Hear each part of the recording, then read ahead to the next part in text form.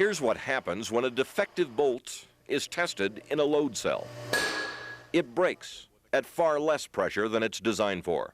The bolts we're talking about are A490 structural bolts. They were holding up the main pedestrian bridge that goes from the terminal to the A concourse. But while the bridge was going up a few months ago, somebody decided to test a few of the bolts. Colorado Metallurgical Services put them through a load cell test, and every one of the fasteners failed. The owner of the testing firm wouldn't give us specifics, but he confirmed he got the same result with up to 50 of the bolts. They don't meet industry standards. Our 9 News I-team has obtained a confidential memo from within the Inspector General's office in the U.S. Department of Transportation. The memo says thousands of substandard bolts were installed at the new airport on the pedestrian walkway. The memo also notes that 4 different laboratories tested the bolts, all with the same results.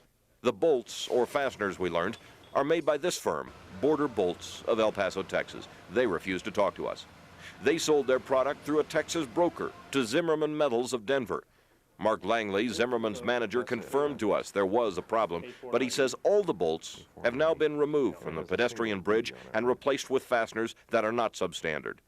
He says 6,000 bolts were used in the bridge and had to be taken out. The cost of replacing them is running up to $250,000.